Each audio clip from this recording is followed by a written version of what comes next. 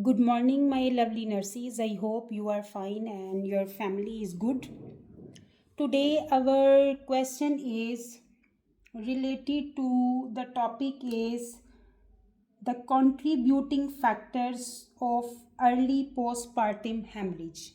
So, our question topic is contributing factors of early postpartum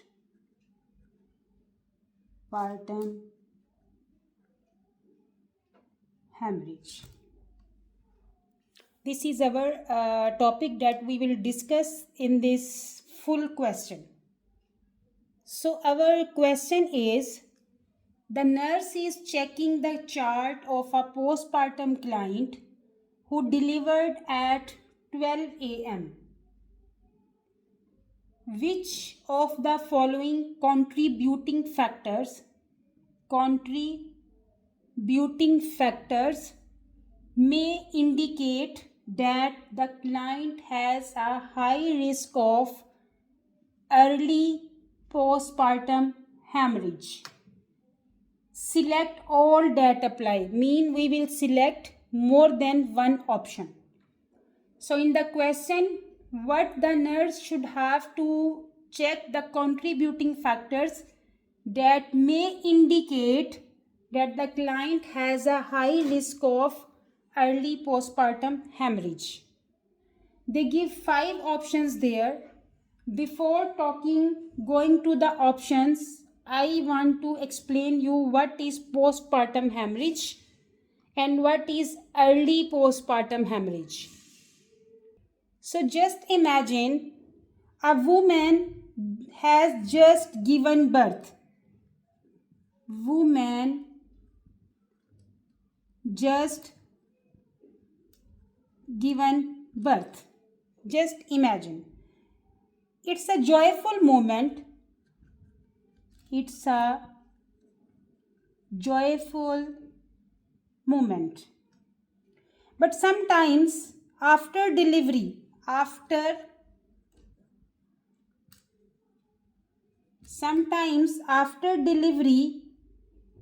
there can be complications where a woman loses a lot of blood. So after delivery, some complications are there.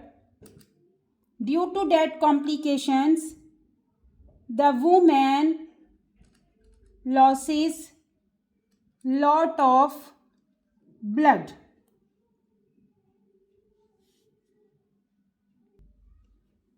So after delivery, some complications, the woman, due to that complications, the woman loses lot of blood. That is postpartum hemorrhage. Now, when it happens, the woman loses the lots of blood and the postpartum hemorrhage. If this postpartum hemorrhage will happen in the first 24 hours, this one we are telling early postpartum hemorrhage. This is early postpartum hemorrhage. Now, what is important as a nurse for us? For us, it is important to know what might make a woman more likely to have this problem. What's the contributing factors? What's the reasons behind? What complications? What the disease the patient have? Which factors patient have that make this postpartum hemorrhage? The reason. So it is important for us to know what might make a woman more likely to have this problem so they can be prepared and act quickly if it happen. So as a nurse, it is important for us to know the contributing factor of the early postpartum hemorrhage so we can manage timely and we can prepare ourselves before the delivery if the patient have that contributing factors. So this is the postpartum hemorrhage, and the if it happen in 24 hours, that is early postpartum hemorrhage. So in this question they ask us to identify the factors that increase the risk for early postpartum hemorrhage, Now they give us the 5 options. We have to check which options are correct, that are indicating the contributing factors of the early postpartum hemorrhage. Now let's look at each option. So what is our first option?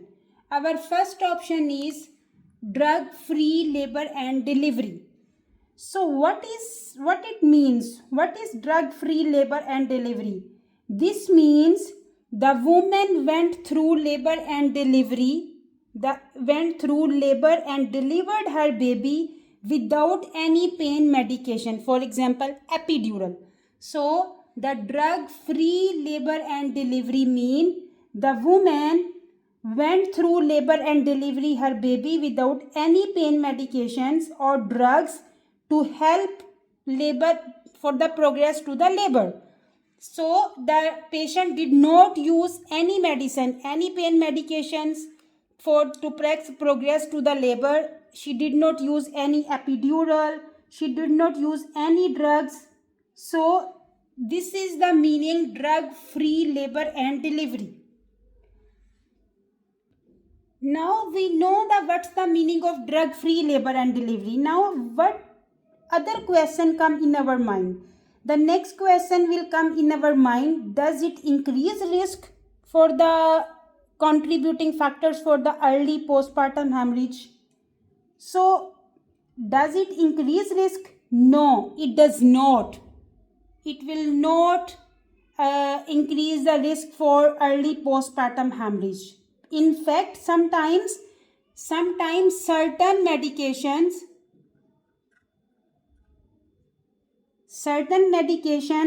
used during labor can increase the risk of uterine atony. Our previous question, I told you what is uterine atony. So in fact, when we are using some certain medication used during labor can increase the risk for uterine atony. What is uterine atony? I will repeat. When the uterus does not contract well after birth. The uterine atony, when the uterus does not contract properly after birth, that is uterine atony. So when the uterus will not contract properly after birth, that is the major cause of hemorrhage. Major cause of hemorrhage. So the absence, the major cause of hemorrhage. So a drug-free labor, the woman did not use any medicine, any painkillers. So the drug-free labor itself is generally is not a risk factor for the postpartum hemorrhage, because that lady did not use any medicines. So think of this way. I will give you the trick. The absence of the drugs does not cause bleeding. There is a trick that I am always giving. What is trick? Keep in your mind, the absence of the drugs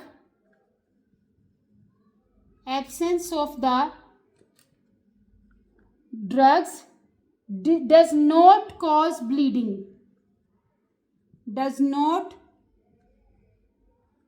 cause bleeding. So the woman did not use any drug during pregnancy. So the trick, the absence of the drugs does not cause bleeding. So if the woman did not use any medication during labor, that is not the contributing factor for the early postpartum hemorrhage. Sorry. So when we are using some certain medication during labor, that one become the cause of the uterine atony. Uterine atony mean when the uterus does not contract properly. That is the major cause of hemorrhage. So this woman did not use any medication, drug-free labor and delivery. Not this woman. The option is telling drug-free labor and delivery. So they did not use any drug for the delivery. So it's mean this is the wrong option. This is not the contributing factor of the early postpartum hemorrhage. Now our second option is grand multiparity. Grand multiparity. So what it means? Multiparity. Multiparity means a woman has given birth multiple times. The woman has given birth multiple times. So multiparity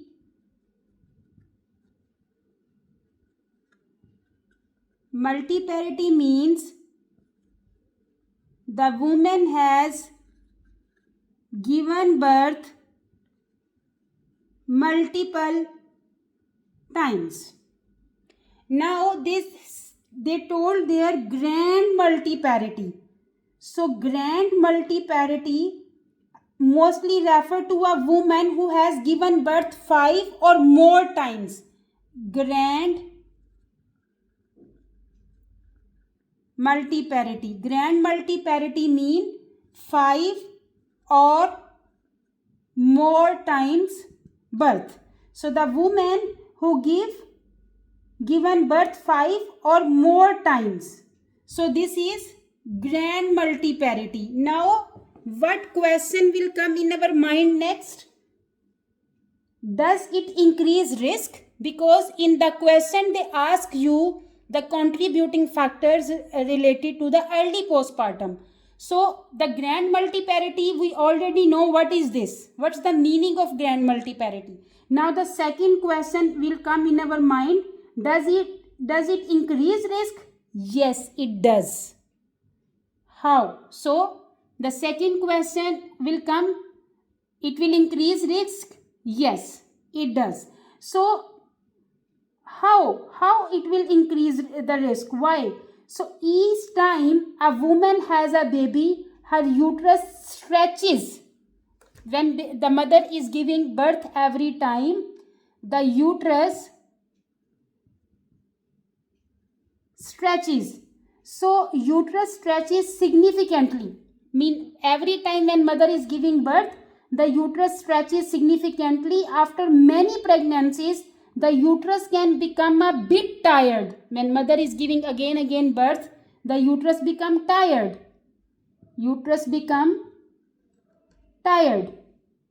So when the uterus become tired or less effective, so it will not contract strongly because the uterus become weak and tired. So the uterus will not contract strongly after delivery. So a strong contraction of the uterus is essential to clamp down the blood vessels. This is our blood vessels. When uterus is contracting, so it's helping the vessels. But when uterus will not contract properly, is a boggy, soft uterus. So what will happen? Hemorrhage patient will lose more blood. The uterus contraction is very important for the blood vessels that supply the preventing excessive bleeding. Supply the blood circulation and also prevent the excessive bleeding. So uterus does not contract well. So a condition called uterine atony. I told you when the uterus will not contract properly, that condition we are telling uterine atony. So it can lead to heavy bleeding. So it's mean when the mother have again birth is a grand multiparity. That is the contributing fact for the early postpartum hemorrhage. So grand multiparity, uterus is stretching, becoming tired, and the boggy, soft, not contracting properly. So what will happen? More bleeding will be happen. So this is the contributing factor for the early postpartum hemorrhage. So now I will give you one trick there for the second option also. So what is our trick? So just think a rubber band. Keep in your mind to understand this option. Keep in your mind a rubber band. So just imagine the rubber band that has been stretched many times. You take a rubber, you stretch many times. So what will happen? The rubber will lose the elasticity. When you will stretch many times, the rubber band will loses the some of its elasticity and ability to snap back. In the rubber band we are putting on the hairs, for example, we are stretching, so it will lose some its elasticity and we cannot tie properly. So just keep the example in your mind. So it will lose the elasticity and the ability to snap back. So uterus is similar. After multiple stretches, it might not contract effectively. Like a rubber band. Uterus is also like a rubber band. Again, stretches, is becoming weak, soft, boggy, is not contracting properly. So there is a early postpartum hemorrhage. So the grand multiparity is the correct option. Now our third option is infant birth weight of 9 lb 2 ounce 4.1 kg. The infant birth weight is 4.1 kg. What it means? Our first question in our mind, what's the meaning of this one? Always understand the option first. What they are talking about. What's the meaning of this one? What's the definition of the statement? What's the topic is ongoing in the option? So in this option, infant birth weight, they are talking about the infant birth weight, that is 4.1 kg. So what it means? This means the baby is quite large. This means baby is quite large. So the baby is quite large because the baby weight is 9.2 ounces is considered a macrosomic baby. Macrosomic baby. Macrosomic baby, in the easy word, a large baby. So macrosomic baby is a large baby. Does it increase risk? The second option will come in our mind. We know already the infant birth weight is 4.1 kg. So baby is quite large, macrosomic, large baby. Okay, we know this one. But does it make risk? Is the contributing factor for the early postpartum hemorrhage? Yes, it does. Yes. What in our mind will come? Yes, it does. Why? Now we will think, why? A large baby, why is the contributing factor for the large baby, the early postpartum hemorrhage? So a large baby means that the uterus had to stretch more. Baby is large. Uterus will stretch more because baby weight is more, is a larger baby. So uterus had to stretch more than usual to accommodate it. If the baby weight is normal, the uterus will stretch less, but the baby weight is more, uterus will stretch more. The excessive stretching can lead to the same problem we discussed with the grand multiparity.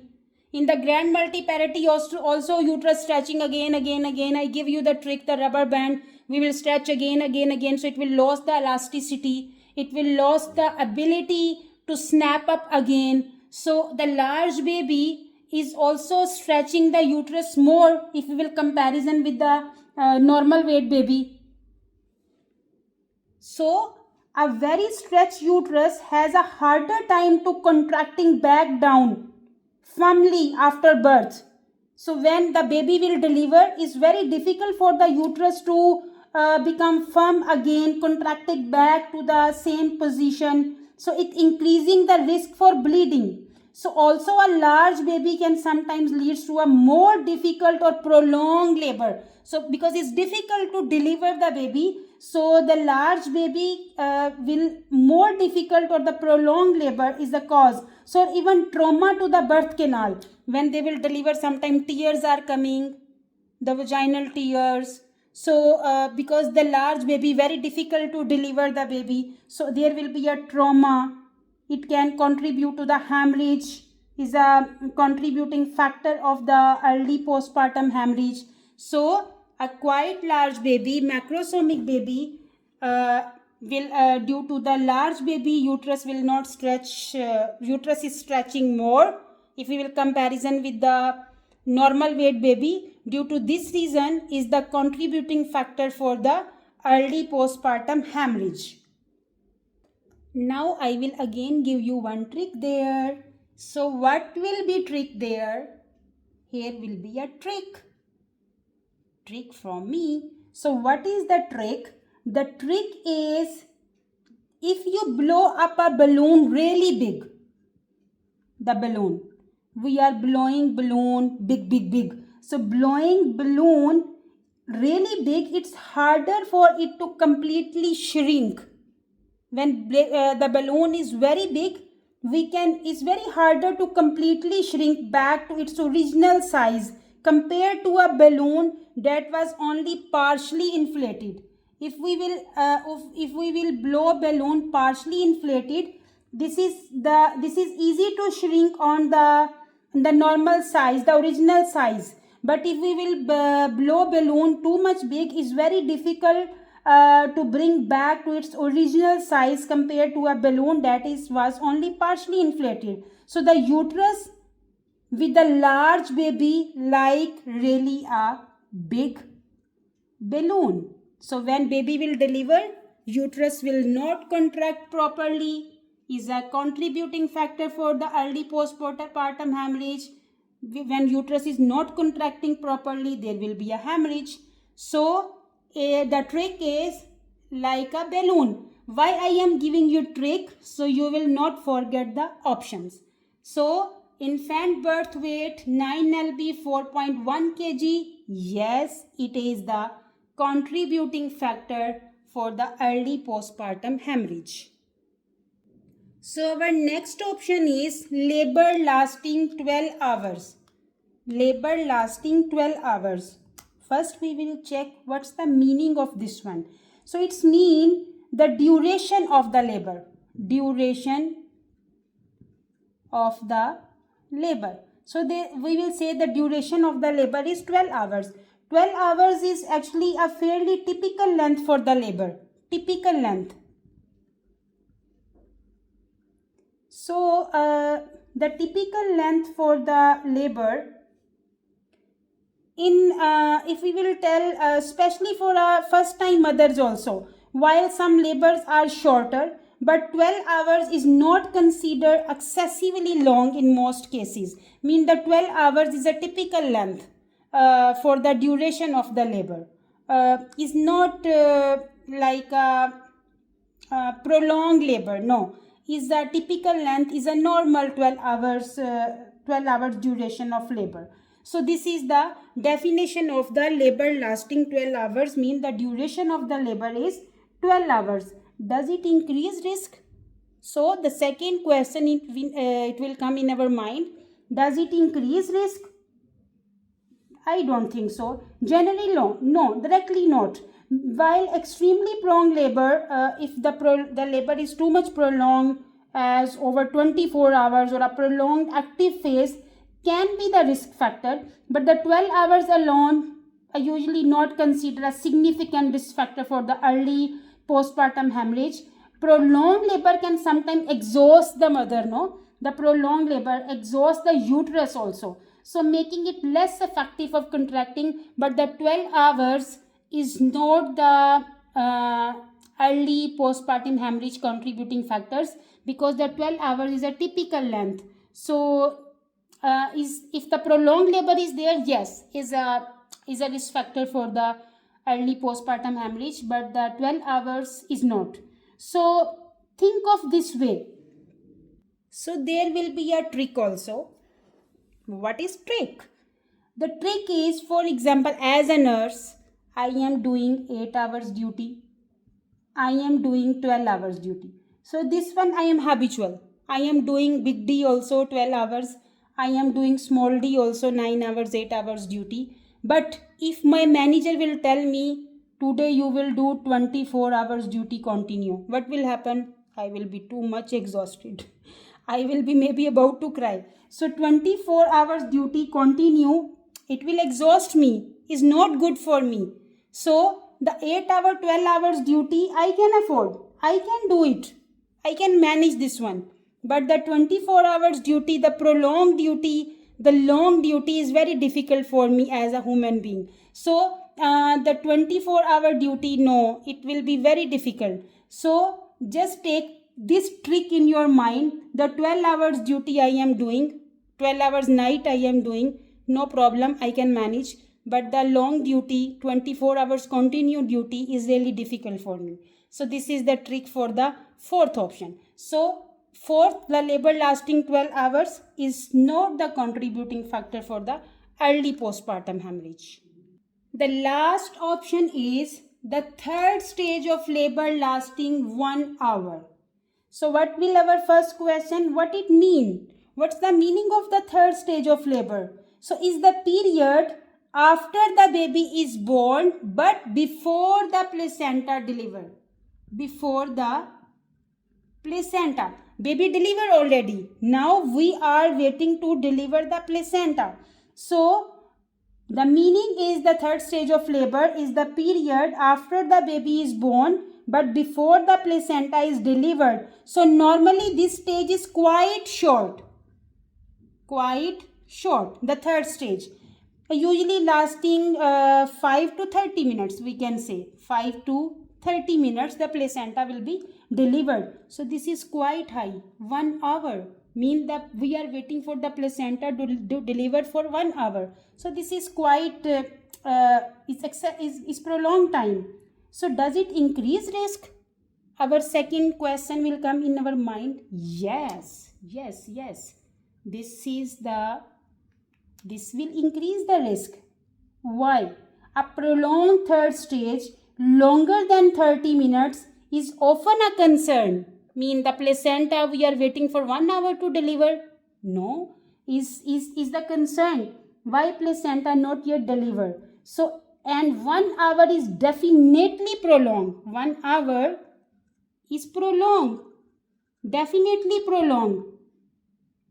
So can indicate that the placenta is not separating easily from the uterine wall. Placenta is stuck, is not separate easily. If the placenta does not detach completely, if there are retained placental fragments, the uterus cannot contract effectively, leading to significant bleeding. See? So third stage of labor lasting 1 hour. The normal time is 5 to 30 minutes. 1 hour placenta did not deliver is prolonged 1 hour. So we are waiting for placenta to deliver 1 hour. It's mean placenta did not detach from the uterine wall, is stuck there. And what's the meaning? The placental fragments will be there. And due to placental fragments mean the placental some pieces, some parts are there. So if the placental fragments is there, uterus will not contract properly. Uterine atony will be there. So if uterus is boggy, soft, what will happen? The bleeding will be happen. So this is the third stage of labor lasting 1 hour. Its mean is also a early contributing factor for the early postpartum hemorrhage, because the 1 hour third stage is really a prolonged stage. So it's mean the fifth option is also correct option. Now the trick time. So what is trick I will give you there? Just think placenta acts like a plug. So placenta acts like a plug on the blood vessels in the uterus. is like a plug on the blood vessels. If it does not come out quickly and cleanly, or if pieces are left behind, the uterus can't fully close off those blood vessels, because the placenta is like a plug. So if placenta act like a plug on the blood vessels in the uterus, and if it does not come out quickly and timely and cleanly, so what will happen? It means pieces are left behind, uterus can't fully close off those blood vessels and bleeding continue. An hour is a long time for the plug to remain stuck. The plug should be closed timely, quickly and cleanly. 3. Timely, quickly and cleanly mean we don't want any piece of placenta in the uterus. So the placenta working like a plug on the blood vessels of the uterus. If it will not timely, cleanly or quickly remove, it means there is a pieces of the placenta that will not let uterus to contract properly, and there is a postpartum hemorrhage. So what's the risk factor of early postpartum hemorrhage based on our discussion? The factors that indicate a high risk for early postpartum hemorrhage from the given options are: number 1, grand multiparity. That's option 2, mean the number 1 is wrong. The 2 is correct, grand multiparity. 3 is correct, infant birth weight of the 4.1 kg 9 lb 2 ounce. And the fifth one, third stage of labor lasting. So these are all conditions that can lead to uterine atony, which is the most common cause of the early postpartum hemorrhage. I hope the detailed explanation helped you understand each point clearly. If you understand the lecture, please subscribe and share my YouTube channel with your colleagues and friends, and give your precious likes and the comments. Thank you very much. Take care of yourself and your family. Allah Hafiz.